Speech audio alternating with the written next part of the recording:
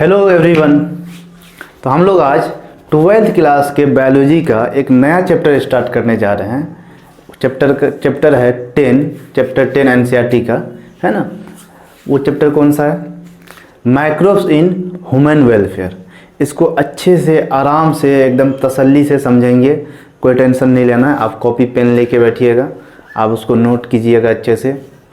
देखिए, थोड़ा सा हम लोग ये समझ लेते हैं, ये ह्यूमन वेलफेयर है ना। ह्यूमन वेलफेयर क्या है ना। तो देखिए, वेलफेयर का मतलब होता है कल्याण, भलाई, मदद। तो ह्यूमन वेलफेयर मतलब मानव कल्याण। मानव का कहीं ना कहीं भला हो रहा है, किससे? माइक्रोब से। माइक्रोब सिर्फ हमारे लिए नुकसानदेह नहीं है। माइक्रोब से सिर्फ ये नहीं समझेंगे माइक्रोब सिर्फ डिजीज कॉज करता है, बीमारी फैलाता है, नहीं।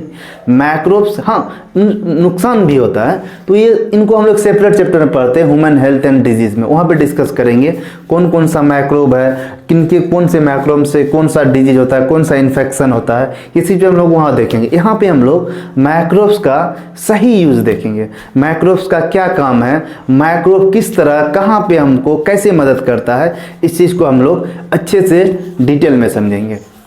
चलिए, इन सब स्टार्ट करने से पहले हम लोग को ये समझ लेना है माइक्रोब्स क्या होता है। इसको स्टार्ट करने से पहले हम लोग को पहले ये पढ़ना होगा माइक्रोब्स होता क्या है ना। ये जो माइक्रोब्स है ये है क्या? अच्छा, हाइलाइटर ले लेता हूँ ना।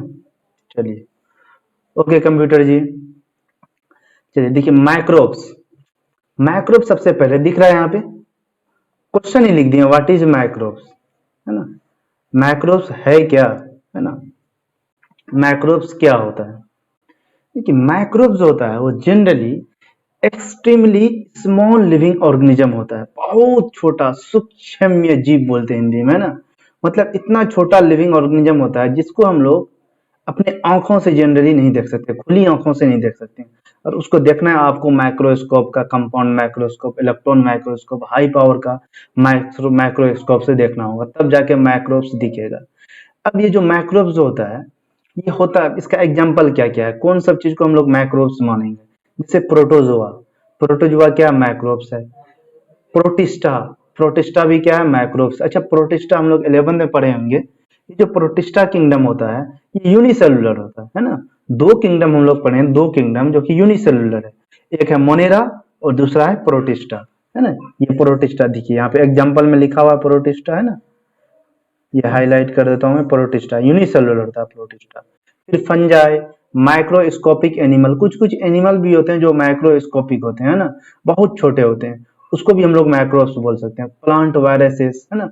वायरसेस होते हैं जनरली माइक्रोस्कोपिक होते हैं, उसको हम लोग नेकेड आई से, खुली आंखों से नहीं देख सकते। और वायराइड, है ना, ये वायराइड आपको 11th में मिला होगा, प्रियन 11th में मिला है सब, है ना। 11th में दिया हुआ, सेकंड चैप्टर जब आप पढ़िएगा बायोलॉजिकल क्लासिफिकेशन, उसके लास्ट में ये सब चीज दिया हुआ है। अच्छा, माइक्रोब्स होता है, microbes are extremely small living organism, दिख रहा है, माइक्रोब्स आर एक्सट्रीमली स्मॉल, है ना। मैं यहाँ पे हाईलाइट कर दे रहा हूँ ना, extremely small living organism generally we can't see microbes with naked eye. क्या मतलब हुआ इसका? माइक्रोब्स होता है बहुत छोटा प्राणी होता है जिसको हम लोग नेकेड आई से नहीं देख सकते हैं। अच्छा, वायराइड और प्रियन के बारे में थोड़ा सा जान लेते हैं ना। देखिए, वायराइड जो होता है ये इन्फेक्टियस एजेंट होता है। ये वायराइड क्या होता है? इन्फेक्टियस एजेंट होता है। इन्फेक्टियस एजेंट मतलब जिससे इन्फेक्शन काउज हो, है ना। चलिए, वही चीज है। अब ये जो होता है, ये एक डिजीज होता है, पोटैटो स्पिंडल ट्यूबर डिजीज। क्या? Potato spindle tuber disease. ये किसकी वजह से होता है? माइक्रोब्स की वजह से होता है, सॉरी वायराइड की वजह से होता है। वायराइड भी क्या? माइक्रोब्स है। वायराइड को जो डिस्कवर किए थे वो साइंटिस्ट थे टी.ओ. डीनियर साहब 1971 में। It lacked protein code. Protein code जो होता है वायराइड में एब्सेंट होता है। देखिए, वायराइड जो होता है ना, ये वायरस से भी छोटा होता है। वायराइड जो होता है ये वायरस से भी छोटा होता है ना।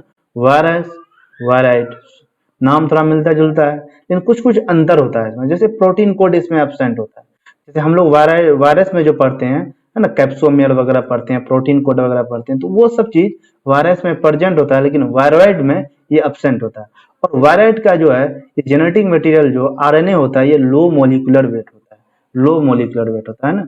चलिए, और ये 12th में है ना, 12th में आपको प्रियॉन्स के बारे में थोड़ा सा दिया हुआ है ना, प्रियॉन्स के बारे में बोल रहा है, it is a infectious proteinaceous agent. कैसा है? Infectious proteinaceous agent. देखिए मैं इसको रेड कलर से घेर दे रहा हूं, इसको आपको ध्यान में रखना है क्योंकि बोर्ड वगैरह में यह क्वेश्चन आ सकता है ना, क्योंकि आपके 12th में दिया हुआ है चीज। इन्फेक्टियस प्रोटीनेस एजेंट कौन सा है? Prions. It lacks genetic material, it contains only protein molecule, इसलिए इसको बोलते हैं प्रोटीनियस इन्फेक्टियस एजेंट। इसमें जेनेटिक मटेरियल जो होता है ये अब्सेंट होता है, लेकिन इसमें प्रोटीन प्रेजेंट होता है। समझ में आया? चलिए अब देखिए, माइक्रोब्स जो होता है, microbes are found everywhere like in soil, water, air, inside our body, inside our body, also found in plants and animals। देखिए मैक्रोब्स होता है ये ऑलमोस्ट एवरीवेयर पाया जाता है, हर एक जगह आपको मैक्रोब्स देखने को मिल जाएगा। समझ में आया? तो मैक्रोब्स आपको कहाँ कहाँ देखने को मिलेगा बताइए? आप मैक्रोब्स को एयर में देख सकते हैं, आप मैक्रोब्स को सॉइल में देख सकते हैं, आप मैक्रोब्स को प्लांट में देख सकते हैं, आप मैक्रोब्स को एनिमल में देख सकते हैं। मतलब ऑलमोस्ट एवरीवेयर, लगभग हर एक जगह आपको मैक्रोब्स मिल जाएगा। इस बात को ध्यान में रखना है। अच्छा एक चीज, यहाँ एक बायोलॉजी में एक वर्ड आता है, आपको 11th में मिला होगा, कॉस्मोपोलिटन, है ना, इधर कहीं साइड में लिख दूं, कॉस्मोपोलिटन। इसका क्या मतलब होता है? देखिए ऐसा लिविंग ऑर्गेनिज्म जो आपको ऑलमोस्ट एवरीवेयर हर एक जगह मिलता हो, उसी को क्या बोलते हैं? कॉस्मोपोलिटन। हिंदी में लिख दें, जो जो लगभग, इसको मिटा दीजिए कंप्यूटर जी, लगभग लिखना है पहले, ओके थैंक यू। जो लगभग लगभग हर जगह मिलता, हर जगह मिलता, हर जगह मिलता, उसको क्या बोलते हैं? कॉस्मोपोलिटन, है ना। The organism which is found in almost everywhere, है ना, उसी को क्या बोलते हैं? कॉस्मोपोलिटन। अच्छा मैक्रोब्स को भी कॉस्मोपोलिटन बोल सकते हैं। मैक्रोब्स तो ब्रॉड टर्म हो गया, मैक्रोब्स में क्या क्या आ जाता है? मैक्रोब्स का एग्जांपल क्या हो गया? ऊपर देख लीजिए, ये प्रोटोजोआ किसका एग्जांपल है? मैक्रोब्स का। प्रोटिस्टा किसका एग्जांपल है? मैक्रोब्स का। अच्छा कुछ कुछ फंगी भी होता है मैक्रोब्स का एग्जांपल, और कुछ कुछ माइक्रोस्कोपिक एनिमल, कुछ कुछ ऐसे एनिमल्स होते हैं जो कि माइक्रोस्कोपिक होते हैं, वो भी माइक्रोब्स में आ जाएंगे। कुछ कुछ वायरसेस, है ना, वायरसेस कुछ की, almost all viruses are microbes या माइक्रो ऑर्गेनिज्म। और ये वायराइड, है ना, वायरस से मिलता जुलता है। और प्रियॉन्स, प्रियॉन्स भी क्या है? माइक्रोब्स। ओके आगे बढ़े, है ना। ये इस पेज में कोई दिक्कत नहीं, कोई दिक्कत हो तो आप जरूर क्वेश्चन करें, आप हमको कमेंट में क्वेश्चन पूछ सकते हैं, या फिर आप मेल वगैरह करके भी पूछ सकते हैं, या व्हाट्सएप नंबर है ही आप लोगों के पास, जो बच्चे मुझसे पढ़ते हैं ऑफलाइन में, तो आप पूछ लें, है ना, कोई भी डाउट हो तो पूछ सकते हैं। चलिए अब थोड़ा सा हम लोग आगे बढ़ते हैं। ठीक है, माइक्रोब्स होता है हर जगह तो पाया जाता है ना, microbes are found in almost everywhere, जो हम लोग पिछले स्लाइड में देख चुके हैं। अच्छा माइक्रोब्स वैसे जगह में भी पाया जाता है जहां पे आपको अदर लाइफ एग्जिस्ट नहीं कर सकता। अदर लाइफ से क्या मतलब है? जनरली जो नॉर्मल एनिमल प्लांट्स ये सब होता है ना, और सब लिविंग ऑर्गेनिज्म है, तो ये सब हर जगह आपको नहीं मिलेगा, लेकिन कुछ कुछ इतना एडवर्स इन्वायरमेंट होता है, इतना एक्सट्रीम इन्वायरमेंट होता है, वहां पे आपको देखने को नहीं मिलेगा अदर ऑर्गेनिज्म, लेकिन आपको माइक्रोब्स वहां भी देखने को मिलेगा। तो ये देखिए पहला पॉइंट ये लिखा हुआ है ना, इसको इसको कीजिए, गौर कीजिए। Microbes are also found, microbes are also found, मतलब माइक्रोब्स वहां भी मौजूद है इन एक्सट्रीम इन्वायरमेंट, है ना, एडवर्स इन्वायरमेंट कंडीशन जहां हो, where no other life could exist, जहां बाकी और लाइफ एग्जिस्ट नहीं कर सकता है, लेकिन आपको माइक्रोब्स वहां भी देखने को मिलेगा। दीज एक्सट्रीम, है ना, देखिए नीचे, these extreme environment are given below, वो कौन कौन सा एक्सट्रीम एनवायरमेंट है जहां पे आपको माइक्रोब्स देखने को मिल सकता है? सबसे पहला एग्जांपल दिए हैं गीजर यानी थर्मल वेंट्स, थर्मल वेंट्स का एक एग्जांपल है गीजर। गीजर वगैरह में जो होता है, आप टेम्परेचर हाई करके 100 डिग्री सेल्सियस तक पहुंच जाता है। अब आप सोचिए 100 डिग्री सेल्सियस कोई आम टेम्परेचर तो है नहीं, इसमें जनरली प्लांट एनिमल है ना, अदर एनिमल्स ह्यूमन, ये सब सरवाइव नहीं कर सकते इस टेम्परेचर पे। आप ही सोचिए जब हम लोग घर में गीजर होता है और टेम्परेचर बहुत ज्यादा होता है, 100 क्या अगर 70-80 डिग्री भी हो जाए वाटर का टेम्परेचर, तो हम लोग क्या करते हैं, अलग से एडिशनल वाटर उसमें कोल्ड वाटर डाल के मिक्सअप करके तब उसका यूज करते हैं, क्योंकि इतना ज्यादा टेम्परेचर हमारा शरीर नहीं सह सकता है। उसी तरह अच्छा प्लांट का एग्जांपल ले लीजिए, अगर आप प्लांट को ही 2 दिन डुबो को रख दिए, 2 दिन क्या 2 घंटे डुबो को रख दिए 100 डिग्री सेल्सियस में, उसका डेथ हो जाएगा। इसका मतलब क्या हो गया, जनरली जो होता है 100 डिग्री सेल्सियस में लाइफ एग्जिस्ट नहीं करता, लेकिन कुछ कुछ ऐसे माइक्रोब्स होते हैं जो कि इस टेम्परेचर पे एग्जिस्ट करते हैं। तो ये चीज बोल रहे हैं, कहने का तात्पर्य यही है, कहने का अर्थ यही है कि माइक्रोब्स होता है वैसे इन्वायरमेंट में पाया जाएगा जहां पे आपको अदर लाइफ एग्जिस्ट नहीं करता, है ना। अदर लाइफ मतलब normal human beings, animals, plants, है ना, फंगी और बाकी प्रोटिस्टा, ये सब जहाँ एग्जिस्ट नहीं कर सकता, लेकिन वहां पे माइक्रोब्स एग्जिस्ट करता है। अच्छा दूसरा एडवर्स एनवायरनमेंट है डीप इन द सॉइल। अच्छा अब मन में क्वेश्चन आ रहा होगा, सॉइल के नीचे तो ऑर्गेनिज्म मिलता है, अर्थ वॉर्म वगैरह तो सॉइल के नीचे ही रहता है, इनसाइड द सॉइल रहता है, लेकिन यहाँ बात कर रहे हैं डीप इन द सॉइल। ये थोड़ा नहीं बहुत नीचे आप सॉइल के नीचे आप जाइएगा, काफी डीप जाइएगा, तो वहां पे आपको कोई लिविंग ऑर्गेनिज्म नहीं मिलेगा, लेकिन वहां पे भी आपको माइक्रोब्स देखने को मिलेगा। समझ रहे हैं। चलिए अब थर्ड पॉइंट में आते हैं, under the layer of snow which is several metre thick.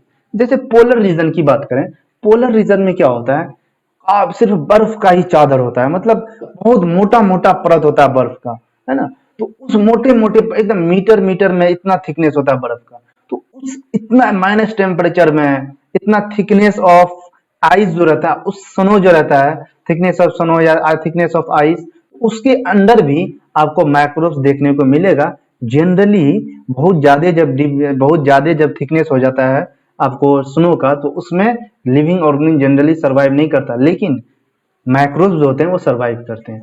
अब नेक्स्ट पॉइंट चलते हैं, fourth point, in acidic environment, है ना, इन एसिडिक इन्वायरमेंट।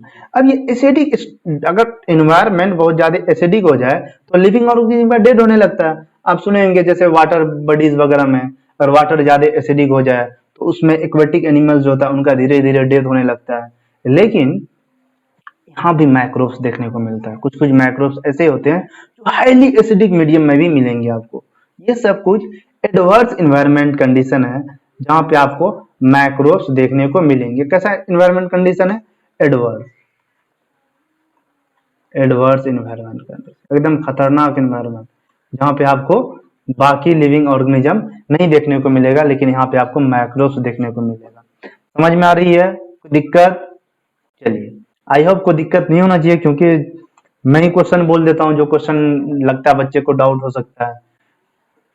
चलिए अब हम लोग आगे बढ़ते हैं। सम माइक्रोब्स, देखिए अब नेक्स्ट पॉइंट पे आप देखिए, some microbes are grow on nutritive media to form colony which can be seen by naked eye like bacteria and fungal colony. देखिए आपको जब पिछले स्लाइड में हम बताए तो उसमें ये वर्ड जनरली का यूज किया, जनरली जो माइक्रोब्स होता है हम लोग उसको नहीं देख सकते नेकेड आई से, लेकिन कुछ कुछ माइक्रोब्स ऐसे होते हैं जो आपको कॉलोनी बना लेते हैं। अच्छा ये कॉलोनी क्या होता है, जब सेम टाइप का लिविंग ऑर्गेनिज्म एक जगह पे रहने लगे, है ना, तो उसी को क्या बोलते हैं, कॉलोनी बोलते हैं। जब सेम टाइप का माइक्रोब्स किसी एक पर्टिकुलर जगह पे इकट्ठा हो जाए तो उसको उसका क्या बोले, माइक्रोब्स का कॉलोनी का फॉर्मेशन हो गया। तो वही चीज है सम माइक्रोब्स, है ना। देखिए some microbes, some microbes grow on nutritive media to form a colony which can be seen by naked eye। कुछ कुछ न्यूट्रेटिव मीडिया होता है, मतलब न्यूट्रेटिव मीडिया मतलब फूड वगैरह में कुछ कुछ माइक्रोब्स ग्रो करके अपना कॉलोनी बना लेता है, मतलब वहां पे ढेर सारा माइक्रोब्स एक जगह इकट्ठा हो जाता है, तो इसी को बोलते हैं माइक्रोब्स कॉलोनी। ये जो जनरली बनाते हैं ये बैक्टीरिया बनाते हैं और फंगी बनाते हैं, है ना। इसलिए आप न्यूट्रेटिव मीडिया पे या फूड आइटम वगैरह पे आप बैक्टीरियल और फंगल कॉलोनी को आप जनरली आंखों से देख सकते हैं। जैसे आप ऐसे भी याद कर सकते हैं, हम लोग मार्केट वगैरह से ब्रेड लेके आए, उसको किचन में खुला रख दें 1-2 दिन, है ना, आप देखिएगा तीसरे दिन उसके ऊपर कुछ हल्का पीला काला टाइप का कुछ परत आ जाता है ना। अब वो उस ब्रेड को अब हम लोग खा नहीं सकते हैं, खाने योग्य नहीं रहता है वो। तो अब क्यों, और उसके ऊपर जो हमको दिखने लगता है वो क्या, माइक्रोब्स है, वो क्या, फंगी है।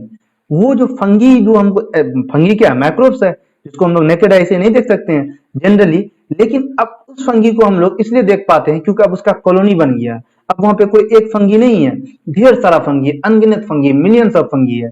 तो वही चीज होता है, जब ढेर सारा माइक्रोब्स एक जगह इकट्ठा हो जाए, कॉलोनी का फॉर्मेशन कर ले, तो उस कॉलोनी को हम लोग नेकेड आई से देख सकते हैं। अच्छा, नेक्स्ट पॉइंट, सच कल्चर्स यानी colonies are useful in studying micro organism. ये जो कॉलोनी होता है, इसको हम लोग साइंटिस्ट लोग है ना, तो इसके स्टडी पर्पस के लिए ये हेल्पफुल होता है। इस कॉलोनी का माइक्रोब्स के है ना, माइक्रोब्स के इस कॉलोनी का हम लोग यूज करते हैं इसके स्टडी के लिए, है ना, माइक्रोब्स के स्टडी के लिए। चलिए, ये पॉइंट क्लियर हो गया, ये पॉइंट क्लियर हो गया। अब नेक्स्ट पॉइंट पे आते हैं। मैक्रोब्स causes large number disease in human beings, it also causes disease in animals and plants. कोई नई बात नहीं है। देखिए, माइक्रोब्स होता है, सारे माइक्रोब्स हम लोग के लिए यूजफुल नहीं है। मैक्सिमम माइक्रोब्स तो पैथोजन की तरह ही काम करता है, मतलब डिजीज कॉज करवाता है। देखिए, माइक्रोब्स जो डिजीज कॉज करवाता है, ये सिर्फ ह्यूमन में नहीं, हम लोग में नहीं, अदर एनिमल में भी माइक्रोब्स की वजह से आपको डिजीज देखने को मिलेगा। कुछ प्लांट्स में मिलेगा, कुछ और एनिमल से मिलेगा, ह्यूमन बींग्स में मिलेगा, है ना। चलिए, अच्छा, एक एनसीईआरटी में ये पॉइंट दिया हुआ है, आपको ध्यान में रखना है। जो बोर्ड वोर्ड का तैयारी करते हैं, अक्सर ये क्वेश्चन आ जाता है। ये एडेनो वायरस जो होता है, ये कौन सा डिजीज कॉज करता है ना, किस ट्रैक्ट में इन्फेक्शन कॉज करता है। तो इसको आपको याद रखना, रिस्पिरेटरी इन्फेक्शन। कैसा इन्फेक्शन कॉज करता है एडेनो वायरस? Respiratory infection. अच्छा, अभी मैं दिखाऊंगा एडेनो वायरस दिखता कैसा है ना। देखिए, एडेनो वायरस होता है, ये कौन सा इन्फेक्शन कॉज करता है? Respiratory infection. इसको आप ध्यान में रखिएगा।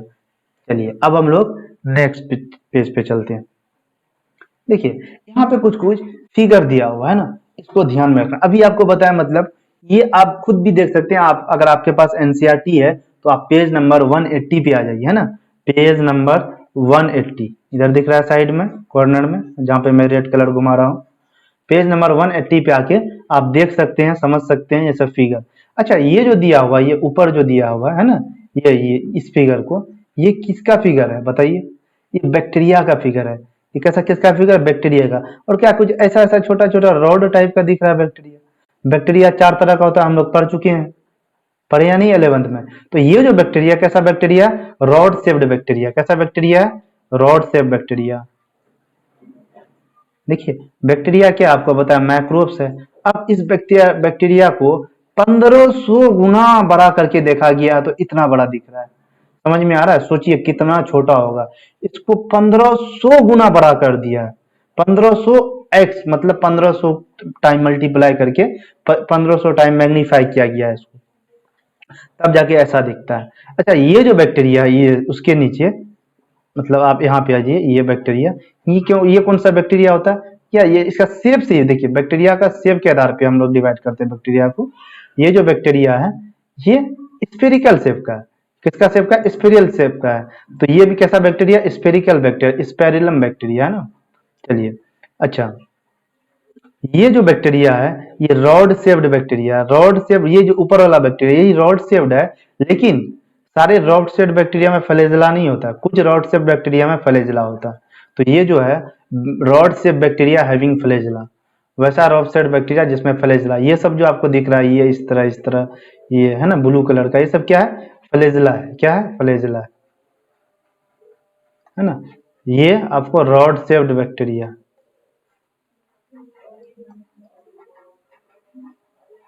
रॉड शेप्ड बैक्टीरिया है ना। चलिए, अच्छा, फ्लैजेला का क्या काम होता है? 11th में पढ़े हम लोग, ये मोशन में हेल्प करवाता है, मूवमेंट में हेल्प करवाता है बैक्टीरिया को। अच्छा, कुछ इधर माइक्रोब्स दिया हुआ है। ये जो माइक्रोब्स है, इसको बोलते हैं बैक्टीरियोफेज। क्या बोलते हैं बोलिए? बैक्टीरियोफेज। ये भी 11th में पढ़ चुके हैं ना। देखिए, बैक्टीरियोफेज वैसा वायरस, ये बैक्टीरियोफेज बैक्टीरिया नहीं होता, ये बैक्टीरियोफेज वायरस होता है। वैसा वायरस जो बैक्टीरिया पे अटैक करता है ना, जो बैक्टीरिया के शरीर को डैमेज करता है, तो उस वायरस का नाम है बैक्टीरियोफेज। अंडरस्टूड? बैक्टीरियोफेज जो है, ये बैक्टीरिया नहीं है, बैक्टीरियोफेज एक वायरस है।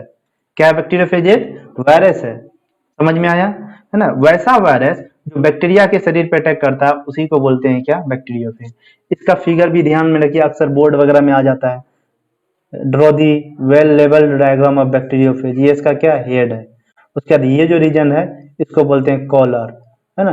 और ये जो रीजन है, इसको बोलते हैं टेल। और यहाँ पे एक प्लेट टाइप का दिख रहा है, इसको बोलते हैं प्लेट, है ना। और ये जो नीचे तो प्लेट के नीचे पिन टाइप का निकला हुआ है, इसको बोलते हैं पिंस। और ये जो लेग टाइप का दिखता है, इसको बोलते हैं प्रॉन्स। क्या बोल रहे हैं? प्रॉन्स बोलते हैं। चलिए ध्यान में रखिए इस बात को। अब आ जाइए, ये जो बी दिया हुआ है यहाँ पे, यही है एडेनोवायरस। ये किसका डायग्राम बताइए? एडेनोवायरस। लिख देता हूं मैं यहाँ पे, एडेनोवायरस। अच्छा, ये एडेनोवायरस कौन सा डिजीज काउज करवाता है? जल्दी बताइए, कहाँ पे इन्फेक्शन काउज करवाता है? रिस्पिरेटरी सिस्टम में, है ना। तो ये इट काउजेज रिस्पिरेटरी इन्फेक्शन।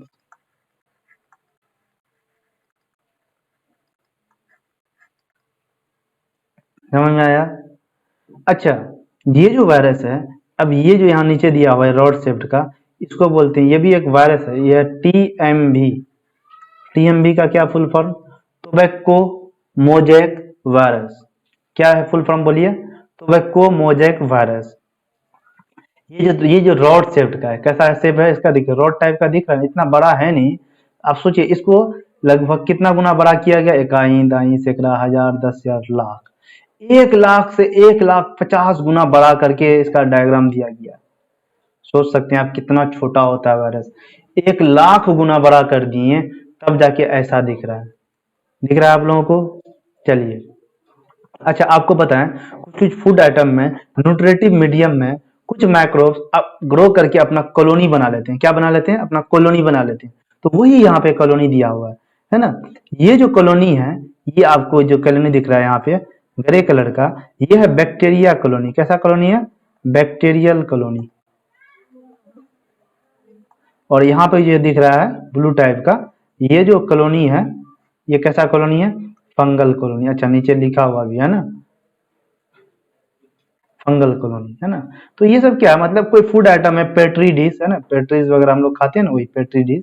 तो पेट्री डिश में देखा गया ऐसा। ये क्या आ गया कंप्यूटर जी, है ना। पेट्री डिश में ये जो ग्रो करवाया है, कॉलोनी बना है, तो ये देखा गया। इसका यूज जो होता है, ये साइंटिस्ट लोग स्टडी पर्पज के लिए यूज करते हैं।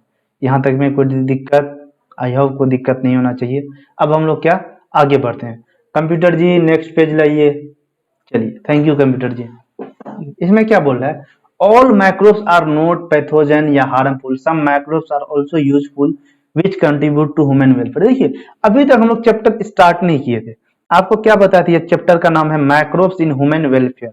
माइक्रोब्स इन ह्यूमन वेलफेयर का मतलब हुआ ऐसे माइक्रोब्स जो कि ह्यूमन को कहीं ना कहीं फायदे पहुंचाता है, इसके बारे में बात करते हैं। लेकिन अभी तो हम लोग सिंपल माइक्रोब्स देख रहे थे।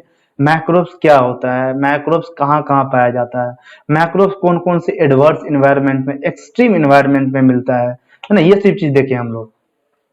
और फिर आपको ये बताया मैक्रोब्स जो होता है वो कुछ कुछ मैक्रोब्स होता है, कुछ कुछ डिजीज कॉज करवाता है, कुछ कुछ मैक्रोब्स कॉलोनी बना लेता है। इन सब चीजों को हम लोग देखे, डायग्राम के देखे, पिक्चर देखे इसका, है ना। अब देखिए, अब हम लोग आ जाते हैं। देखिए सारा माइक्रोब हम लोग के लिए हार्मफुल नहीं है, सारा माइक्रोब हम लोग के लिए हार्मफुल नहीं है। हाँ, कुछ माइक्रोब से डिजीज कॉज होता है जिसको पैथोजन बोलते हैं। इन सब के बारे में हम लोग सेपरेट चैप्टर में स्टडी करेंगे, human health and disease chapter में। तो देखिए there are different area where we will discuss useful effect of microbes are given below. अब यहाँ से चैप्टर स्टार्ट हुआ। अब यहाँ से क्या हुआ? चैप्टर स्टार्ट हुआ हमारा। तो यहाँ से क्या है, हम लोग अब देखेंगे मैक्रोब्स का कहाँ कहाँ पे यूज है, मैक्रोब्स का कहाँ कहाँ पे यूज है। तो मैक्रोब हर एक जगह ऑलमोस्ट, अभी जब हम लोग पढ़ाएंगे आपको, लगभग हर एक एरिया में मैक्रोब्स यूज होता है। तो हम लोग क्या करेंगे, इसको सेपरेट वाइज, अब एक ही वीडियो में अगर इसको पढ़ाने लगे तो वीडियो काफी लंबा हो जाएगा, है ना। तो इसको क्या करेंगे हम लोग, अब जो नेक्स्ट वीडियो बनाएंगे उसमें आपको अलग अलग करके बताएंगे कौन कौन एरिया में कौन कहाँ पे कौन सा मैक्रोब्स यूज होता है। देखिए यही चीज लिखा हुआ है, तो समझ गए होंगे फर्स्ट पॉइंट। चलिए सेकंड देखिए, there are different area where we will discuss the useful effect of microbes which are given below, है ना, विच आर गिवन बिलो, जो कि नीचे दिया हुआ। देखिए माइक्रोब्स होता है हाउस होल्ड प्रोडक्ट में यूज। अच्छा, हाउस होल्ड का क्या मतलब हुआ? ये फर्स्ट नंबर में जो है हाउस होल्ड, इसका क्या मतलब हुआ? हाउस होल्ड का मतलब घर बार में, है ना, घर वगैरह में हम लोग जो फूड आइटम वगैरह बनाते हैं उसमें भी माइक्रोब्स यूज करते हैं। मैक्रोब्स का इस्तेमाल होता है, बिना मैक्रोब्स का कुछ फूड आइटम बनेगा ही नहीं। अभी बताएंगे कहाँ कहाँ पे कौन कौन सा फूड आइटम में कौन कौन सा मैक्रोब्स क्या काम करता है। ये डिफरेंट तरह का मैक्रोब्स होगा हाउस होल्ड में, सबको हम लोग एक जगह अच्छे से सिस्टमेटिक वे में पढ़ लेंगे, ठीक है। ये जब खत्म हो जाएगा फिर हम लोग आएंगे नेक्स्ट टॉपिक पे, वो है मैक्रोब्स इन इंडस्ट्रियल प्रोडक्ट, है ना। इंडस्ट्रीज वगैरह में भी मैक्रोब्स का यूज करते हैं। इंडस्ट्रीज किसको बोलते हैं, कारखाना वगैरह, है ना, उद्योग वगैरह, जहाँ पे कोई भी सामान बहुत बड़े पैमाने पे बनता है। अब दवाई वगैरह अलग अलग चीज का अलग अलग इंडस्ट्रीज होता है ना। जैसे कि आपको डिटर्जेंट का इंडस्ट्री होता है, मेडिसिन का इंडस्ट्रीज होता है ना, वगैरह वगैरह। तो इन सब चीजों में भी मैक्रोब्स का यूज होता है। कौन सी इंडस्ट्रीज में कहाँ पे कौन सा मैक्रोब्स होता है, ये सब चीज हम लोग इस सब टॉपिक में डिटेल में पढ़ेंगे। चलिए उसके बाद फिर हम लोग आ जाएंगे मैक्रोब्स इन सीवेज ट्रीटमेंट। अच्छा, ये सीवेज क्या होता है, सुनिए आप लोग। देखिए, सीवेज बोलते हैं जैसे कि शहर वगैरह में घर वगैरह से जो गंदा पानी होता है वो किस में चले जाता है, नाली वगैरह में चले जाता है, नाला में चले जाता है। उस नाला का जो पानी होता है वो काफी गंदा पानी होता है ना। शहर का जो म्युनिसिपल वाटर होता है वो, है ना, तो वो काफी गंदा होता है। तो अब क्या है, उसी गंदे पानी को बोलते हैं सीवेज। क्या बोलते हैं, सीवेज। अब उस वो पानी को किसमें, रिवर में छोड़ा जाता है। अब रिवर में डायरेक्ट नहीं छोड़ा जाता है ना। अगर रिवर में डायरेक्ट छोड़ जाएगा वो पानी तो काफी एसिडिक होगा, काफी हार्मफुल होगा, है ना, काफी वो पोल्यूटेड वाटर है। तो उस पानी को अगर डायरेक्ट रिवर वगैरह में डिस्चार्ज कर दिया जाए तो रिवर में जो एक्वेटिक एनिमल्स रह रहे हैं उसको काफी नुकसान पहुंचता है ना। तो ऐसा हम लोग नहीं करते। उस पानी का रिवर में डिस्चार्ज करने से पहले ट्रीटमेंट किया जाता है। ट्रीटमेंट करने का मतलब क्या होगा, उस पानी को लगभग न्यूट्रल किया जाता है, तब जाके उसको डिस्चार्ज किया जाता है रिवर वगैरह में या किसी वाटर बॉडीज में। चलिए, वहां पे भी मैक्रोब्स का ही होता है, बताएंगे कौन कौन सा मैक्रोब्स का ही होता है। फिर नेक्स्ट में आ जाएंगे मैक्रोब्स in production of biogas. Biogas क्या नाम तो सुने होंगे आप लोग, है ना। बायोगैस एक तरह का फ्यूल होता है, बायोगैस एक तरह का फ्यूल होता है। तो वहां भी मैक्रोब्स का यूज होता है। कहाँ पे कौन कौन सा जनरली बायोगैस जो हम लोग बनाते हैं मतलब एनिमल के डंग वगैरह से, एक्सक्रीटा से वगैरह से हम लोग बनाते हैं ना। तो मैक्रो बायोगैस प्रोडक्शन में कौन कौन सा मैक्रोस होता है उसको हम लोग अच्छे से देखेंगे, है ना। फिर ये खत्म हो जाने के बाद हम लोग फिर पढ़ेंगे microbes as a bio control agent. अच्छा, ये बायो कंट्रोल एजेंट क्या होता है। सबसे पहले इसमें कंट्रोलिंग एजेंट क्या है, जैसे हम लोग जैसे फार्मर वगैरह क्या होता है, अगर खेत वगैरह में इंसेक्ट वगैरह बढ़ने लगता है वो लोग इंसेक्टिसाइड का छिड़काव कर देते हैं, है ना। पेस्ट वगैरह बढ़ता है, पेस्टिसाइड का छिड़काव कर देते हैं, है ना। वीड्स बढ़ गया तो वीडीसाइड का छिड़काव कर देते हैं। इन सब से फायदा तो हो जाता है, इंसेक्टिसाइड छिड़काव करने से वो इंसेक्ट का तो डेड हो जाता है, लेकिन साथ में नुकसान भी होता है। नुकसान इन द सेंस ये होता है इसमें, ये टारगेट के साथ साथ नॉन टारगेट को भी हार्म पहुंचाता है ना। ये इसको हम लोग वहां पे भी हम लोग क्या करते हैं, मैक्रोब्स का जब यूज करते हैं हम लोग तो ये सिर्फ ओनली टारगेट पे ही फोकस करता है, अपना टारगेट के अलावा नॉन टारगेट को हार्म नहीं पहुंचाता है। सिंपल सिंपल ये समझना है इसमें बायो कंट्रोल एजेंट में। इसका जो साइड इफेक्ट होता है बायो कंट्रोल एजेंट का, ये ऑलमोस्ट नील होता है, इससे नुकसान नहीं होता है, सिर्फ फायदे होता है। हम लोग जो पेस्टिसाइड इंसेक्टिसाइड यूज करते हैं इससे फायदा तो होता है, साथ साथ नुकसान भी होता है, क्योंकि हम लोग क्या यूज कर रहे हैं, केमिकल्स का यूज कर रहे हैं। चलिए नेक्स्ट क्या है, microbes as a bio fertiliser, है ना। Microbes as a bio fertiliser. अच्छा, ये फर्टिलाइजर क्या होता है, देखिए फार्मर्स वगैरह खेत वगैरह में फर्टिलाइजर का इस्तेमाल इसलिए करते हैं ताकि प्रोडक्शन बढ़ सके, है ना, प्रोडक्शन ज्यादा से ज्यादा हो, है ना। तो आजकल क्या हो रहा है, देखिए जमीन तो उतना ही है, धीरे धीरे कम हो रहा है, लेकिन पॉपुलेशन बढ़ रहा है। अब ये पॉपुलेशन को अब बिना खाना खाए कोई रह नहीं सकता, खाना खाना पड़ेगा। तो क्या चाहिए हम लोग को, कम एरिया में ज्यादा प्रोडक्शन चाहिए, तब जाके हम लोग बायो फर्टिलाइजर का यूज करते हैं। तो बायो फर्टिलाइजर का यूज करते हैं, फायदा तो होता है, प्रोडक्शन तो बढ़ जाता है, लेकिन उसका नुकसान भी होता है।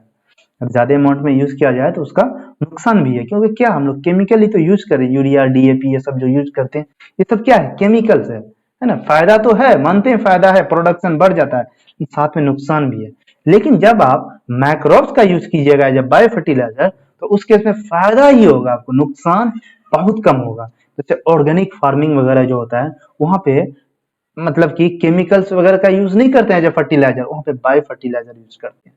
तो आपको हम बताएंगे जब ये पढ़ाएंगे मैक्रोब्स है जब बायो फर्टिलाइजर, कौन कौन से ऐसे मैक्रोब्स हैं जिसका कि हम लोग बायो फर्टिलाइजर की तरह यूज करते हैं। चलिए अब एक ही वीडियो में नहीं बनेंगे पढ़ेंगे सबको, नहीं तो वीडियो काफी लंबा हो जाएगा, हम लोग छोटा छोटा वीडियो में पढ़ेंगे, छोटा छोटा वीडियो बना देंगे, जैसे कि microbes in house hold product का एक सेपरेट वीडियो बना देंगे, उसके बाद फिर नेक्स्ट नेक्स्ट नेक्स्ट। तो जब हम लोग ये 6 टॉपिक पढ़ लेंगे तो ये चैप्टर खत्म हो जाएगा, ये चैप्टर क्या हो जाएगा, खत्म हो जाएगा।